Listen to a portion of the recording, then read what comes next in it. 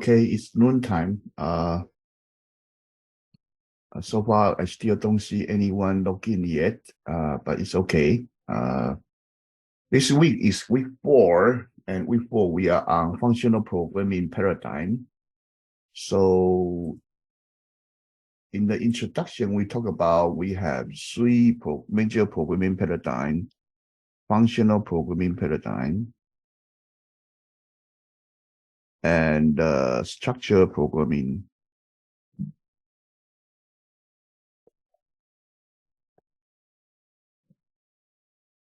and the object-oriented programming. Okay. In this course, we cover these 3 programming paradigms. There are more programming paradigms, but we only cover these 3. And this week, we are more focused on the functional programming paradigm. And functional programming paradigm actually depend very much on the recursion. Okay. So I'm going to go over these 2 lectures, lecture 7 and 8 on functional programming and recursion. And let's get started. Okay, so here basically this lecture, these 2 lectures are purely on functional programming. And functional programming, first you need to know about what is function, and then how functional programming works. So functional programming means that you don't use the structural programming like if, like while loop, for loop. Okay, you purely using the function code. Okay, that's the purpose. Okay, that's the purpose. But we do have more advanced topics such as the referential transparency, first class or higher order functions, and immutable variables. And in functional programming environment, all variables are immutable, means they won't be changed. They can be transformed into a new variable, but they cannot be changed. Okay, so basically there are several programming methods. There are object-oriented programming, structural programming, and the functional programming, and logic programming. So we are focused on this one now. Okay, and there are different languages, and we pick Python because Python support both structured programming, object programming, and also functional programming. Okay, that's why this course we mainly focus using the Python. It's a good language to give us the nature of the computing in different programming paradigms. Okay, and functional programming paradigm language, they are all Go language, Lisp language, and Lisp language is the first AI language. Okay, and okay, so basically 1962, Stanford started AI programs, and they actually working on the logic system. They already working on the Lisp language. Okay, so and Scala and F#, these are hybrid language. They are in between the functional programming language and the imperative programming. Okay, and Java language very few functional programming feature. Okay, so functional programming is a programming paradigm in which try to bind everything in pure mathematical function format. Okay, so basically everything is function calling function. Okay, so that is the functional programming paradigm. So in this lecture, we try to give you the overview. So basically, you need to know about function-oriented programming and expression, not statement. Expression means a Lisp expression, okay? And algebraic type and pattern matching. Okay, pattern matching is to match which option you pick, okay?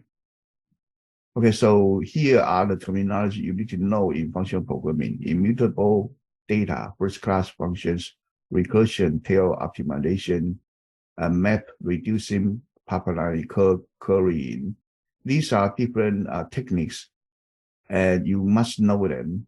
If you don't know them, you don't know about functional programming, and higher order function and daily evaluation. These are key terminology you must know. Okay, so functional programming have referential different transparency, functional composition, immutability, currying, higher order function, refactoring, pure function. So these are the topics that in functional programming. Okay. So basically, no side effect.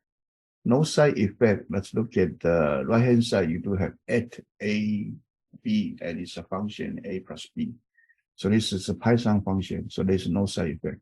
Here you do have A, B sum equals 0 and global sum. So your sum equals A plus B.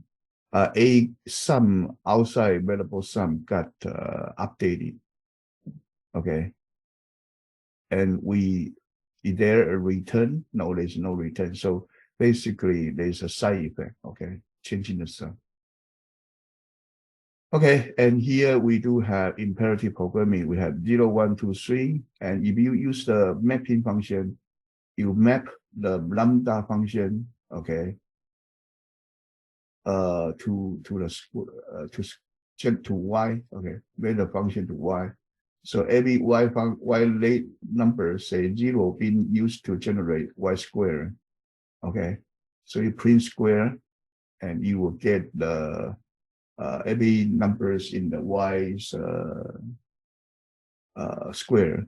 Okay, and it's the same as left hand side. Okay, and you can see that this mapping function is more efficient. Okay, and you also have filter function. Filter function means you provide, there is a list, say this random number, 10 random numbers, and then you verify if it is an even number. You apply that the lambda function to filter out the each one of the numbers. So only even number will be kept. Okay, and then you apply the v times 5. So the result you will get will be 2 times 5, 4 times 5, 6 times 5, 8 times 5, and then 10 times 5. Okay, so that's the number you will get. So as you can see, this one is using the higher order function called filter tree. Okay. So tail recursion is a function that you, when you finish, you do not need to have extra operator. This is called tail recursion, and it's good better for compilation. Okay, so we always encourage to write tail recursion in recursive functions. Okay, partial function means that some of the parameters have been determined. Okay, so you already set some number to it. This is called partial function. Okay, the partial function code. Okay, so partial function is another word in okay, and Python does not have the pipelining in the functional programming, but here is actually try to describe the pipelining. Pipelining means that you pump the data into some function. Okay, let's see here. This one is more important, is that functional programming is an idea, but you do have a function. But if you are imperative calling, you actually basically have data input and with data output. This one is called a function, okay? But in functional programming, we may have a function and you can input data and you can input another function to it and output data and can also have functional output, okay? So we call it the higher order functions. So basically, if you have vector in, vector out, it's called regular function, okay?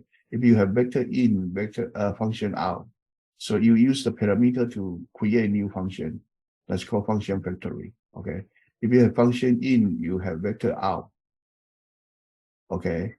So you actually apply some function to some data, okay? So it's called functional, okay? And then if you have function in, function out, it's called functional operator. So you transform the function. Okay. So these are the concepts: regular function, functional factory, functional, and function operator. Okay. So these are key features for we already talked about it. Okay. Math filter. Math and filter are in default Python now, and reduce function have been moved to the functional tool package. So, but these are the three default functions when we talk about higher order functions. Okay. So pure function is those functions solely for each input function. So why we want to have functional programming? Your functional programming is more suitable for parallel processing. So in AI, functional programming will be faster. Okay. So in here, we talked about different topics, including functional chaining, composition, lambda. Okay. So you need to go through each topic by yourself. So here we don't go into each section's talk. Okay. We just overview this chapter. So if you have any question in any one of these topics, please let me know. Okay. Let's actually move on to chapter 8. So chapter 7 basically talk about basic topic in functional programming. And chapter 8 is to use the functional programming to the applications. Okay, to the applications. So first thing is that you need to know about the beauty of functioning when you would like to use the functional programming. Okay, that's the first topic. Second topic is that how you apply the functional programming. Okay, so you need to know about the basic querying, partial argument application. Okay, you need to know about chaining. Okay, chaining. We do have homework on chaining. So querying is important, and also chaining rules important. And chaining rule and querying, Python have default feature called decorator. It's a kind of